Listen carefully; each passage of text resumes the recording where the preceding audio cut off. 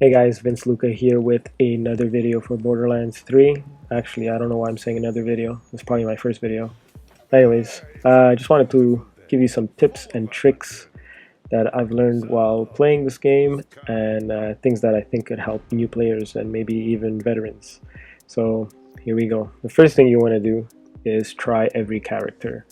Probably, play them 1 hour each just to get a feel for them. They tell you what they kind of do, but it's not enough to actually feel for it. So try every character. You'll be playing like 80 hours, so you probably want to play 80 hours with a character you enjoy. Another thing you could do is rename your character. So some people didn't know that, just pointing it out. If you want to get some golden keys, which is pretty easy, all you got to do is go in your mail and check if you got any golden keys here. Best thing to do is get a shift account, and once you have a shift account you could get some keys in the mail by doing certain things on the website. You could also get items for doing in-game missions, so be sure to check your mail.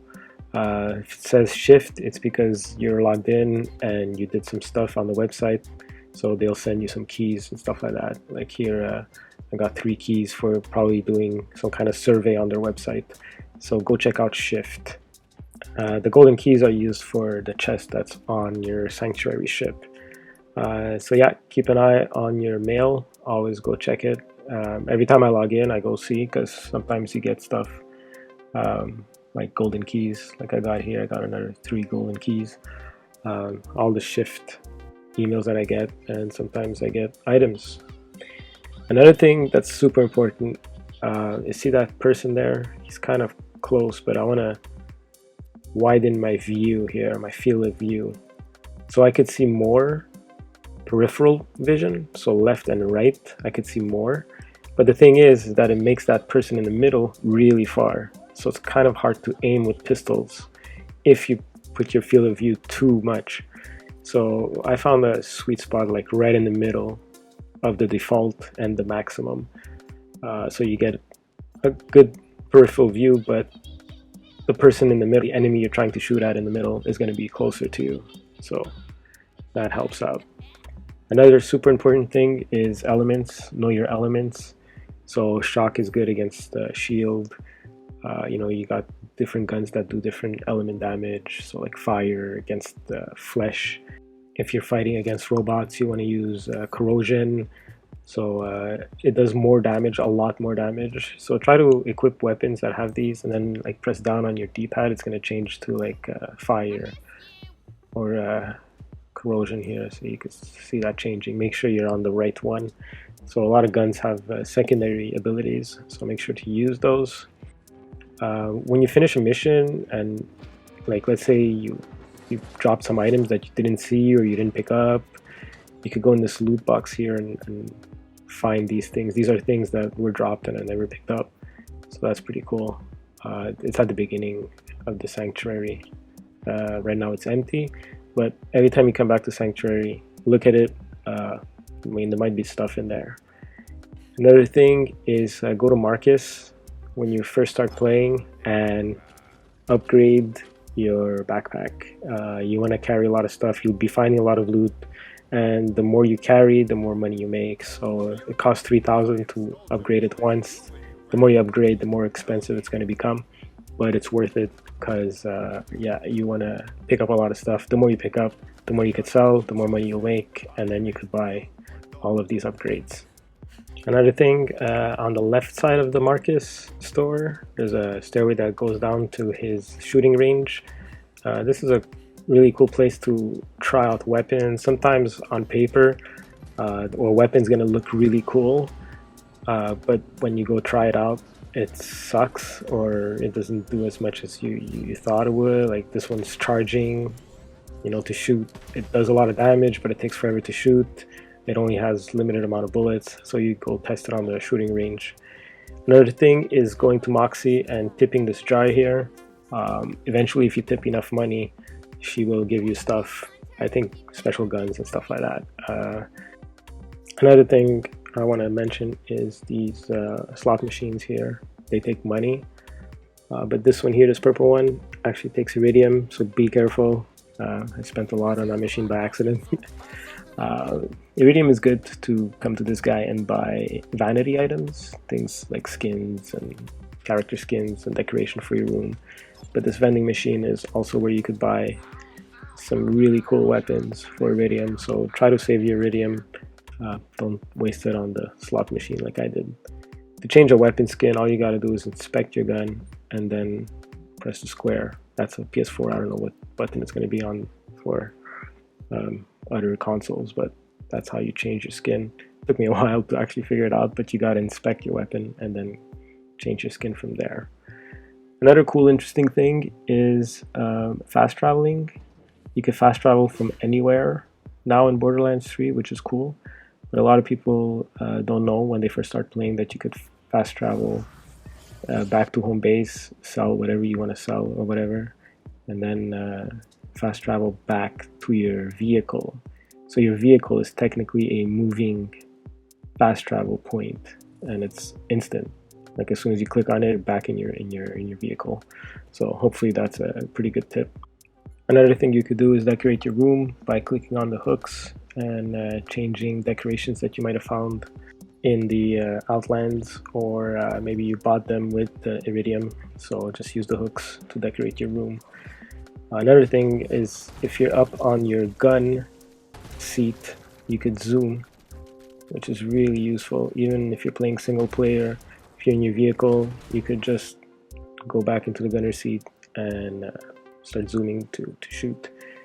A lot of people are going to tell you that gear score is important, but it's not. Like this one has more than the other one, but it's not as good. It's only good because it has a bit of this resistance, so don't always look at gear score.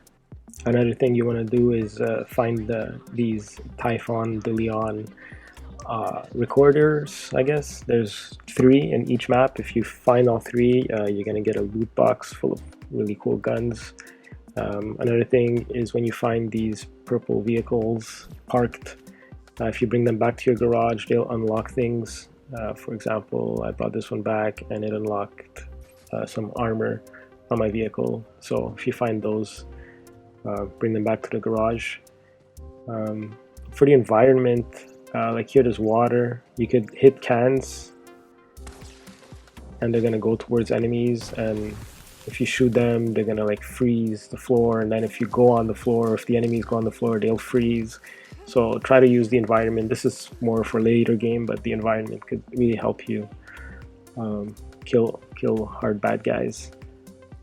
Then there's these targets that you can find all over the map. Shoot at them and they'll do stuff. I mean, you do a training mission that teaches you this, but in case you don't do this side quest, look for targets and they'll do things like open secret doors and stuff like that. So check the environment for those targets. It's pretty useful. Another thing you want to do is explore, and when you see these green icons on the map, it's probably a monster or a cache or something. Explore a lot of the map. Super important. You'll find legendary creatures. Like over here, I'm fighting some legendary creatures that is kind of like a side quest for Hammerlock, and eventually you'll be able to trade in those trophies for stuff. So explore the map. You'll find stuff like see green square here. This is a claptrap part. These are gonna give you stuff once you've unlocked all of them. It's pretty cool. It's good for completionists. Sometimes you'll get to a level area and find like loot that's not your level at all. Like I'm level 11 and I found level 24, but they're worth a lot of money.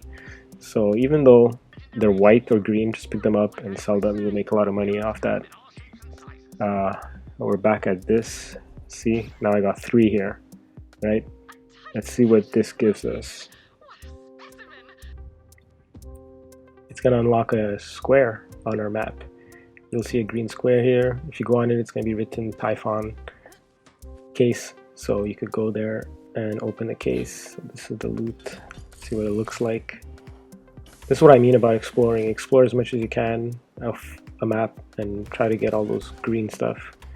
A good tip is to tag bad guys, so, or especially bosses if you're fighting them. When you're low on health, you could tag them and then see where they are without actually seeing them. That's a really good tip for veterans as well. And that's it. That's basically things I've learned in my first 10 levels of playing Borderlands. The last tip I want to give you guys, since you watched all the way to the end of this video, the number one tip for all you guys watching this is do not cheat. You spend 90 bucks, or some of you even over $100 to enjoy this game, and I'm seeing all kinds of stupid videos on how to glitch XP, how to glitch keys, how to glitch everything to get a bunch of stuff, and you're just gonna ruin your experience, you're gonna ruin your fun. You basically paid 90 bucks to play a broken game that you're overpowered with all this money and all this cash, and it's just, it's not as fun as actually exploring the thing. I mean, if you want to cheat after you've played it like to death and now you just want to have everything in the game, then fine. But my number one tip, seriously guys, don't cheat. Don't do that. It really devalues the game for you. Trust me, I've done it on other games and I lost interest in the game a lot faster. So to recap, for all you new players out there or people planning on getting the game, first thing you want to do is get a shift account. Then you want to play at least an hour or two with each character to get a feel for them. And then you want to explore a lot of each area, try to make the entire map from brown to blue and get rid of all that fog of war on the map. And that's it. Oh, and don't cheat. Don't forget that one. That one's a good one.